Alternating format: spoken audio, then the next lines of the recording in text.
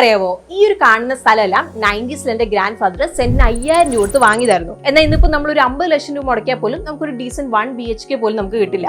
ഇന്നിപ്പം 1 കോടി കൊണ്ട് എറണാകുളത്ത് എന്ത് കിട്ടും എന്നുള്ളത് നമുക്ക് നോക്കാം. ഇപ്പൊ കാക്കനാട് ആണെങ്കിൽ ഒരു സ്ക്വയർ ഫീറ്റിന് ആവറേജ് 5500 രൂപയാവും. അപ്പൊ അങ്ങനെയെങ്കിൽ ഒരു കോടിക്ക് നിങ്ങൾക്ക് ഏകദേശം 1700 സ്ക്വയർ ഫീറ്റോളം ലഭിക്കും. ഇനിയിപ്പോൾ വൈറ്റിലാണെങ്കിൽ ഒരു സ്ക്വയർ ഫീറ്റിന് ഏകദേശം 8400 രൂപയാവും. അപ്പൊ അങ്ങനെയെങ്കിൽ ഒരു കോടിക്ക് നിങ്ങൾക്ക് ഏകദേശം 1100 സ്ക്വയർ ഫീറ്റോളം ആയിരിക്കും ലഭിക്കുന്നത്.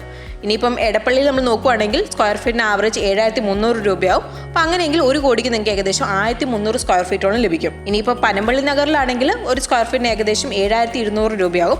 അപ്പം അങ്ങനെയെങ്കിൽ ഒരു കോടിക്ക് നിങ്ങൾക്ക് ഏകദേശം 1300 സ്ക്വയർ ഫീറ്റോളം ലഭിക്കും. ഇനിയിപ്പോൾ കലൂരാണെങ്കിലും സ്ക്വയർ ഫീറ്റിന് ഒരു ആവറേജ് 7200 രൂപയാവും. അപ്പം അങ്ങനെയെങ്കിൽ ഒരു കോടിക്ക് നിങ്ങൾക്ക് ഏകദേശം 1300 സ്ക്വയർ ഫീറ്റോളം ലഭിക്കും. ഇനിയിപ്പോൾ എറണാകുളം സൗത്ത് ആണെങ്കിൽ ഒരു സ്ക്വയർ ഫീറ്റിന് ആവറേജ് 6000 രൂപയാവും. അപ്പം അങ്ങനെയെങ്കിൽ ഒരു കോടിക്ക് നിങ്ങൾക്ക് ഏകദേശം 1600 സ്ക്വയർ ഫീറ്റ് ലഭിക്കും. ഇനിയിപ്പോൾ കളമശ്ശേരിയിലാണെങ്കിൽ സ്ക്വയർ ഫീറ്റിന് ആവറേജ് 5700 രൂപയാണ് വരുന്നത്. അപ്പം അങ്ങനെയെങ്കിൽ ഒരു കോടിക്ക് നിങ്ങൾക്ക് ഏകദേശം 1700 സ്ക്വയർ ഫീറ്റോളം ലഭിക്കും. അപ്പോൾ കുറച്ച് വർഷങ്ങൾക്ക് മുന്നേ നമ്മൾ നോക്കുവാണെങ്കിൽ ഈ ഒരു പൈസയ്ക്ക് എന്താണ് നമുക്കൊരു മൊത്തം ഒരു വീട് വാങ്ങായിരുന്നു. ഇന്നിപ്പോൾ നമ്മൾ നോക്കുവാണെങ്കിൽ അതെല്ലാം എന്താണ് ലൊക്കേഷൻ അനുസരിച്ചാണ് വരുന്നത്. അപ്പോൾ നിങ്ങളിപ്പം എറണാകുളത്ത് താമസിക്കാനായിട്ട് ഏത് ഏരിയ ആവും തിരഞ്ഞെടുക്കുന്നത്? ആ താഴെ കമന്റ്സിൽ നമ്മളോട് മെൻഷൻ ചെയ്യുക.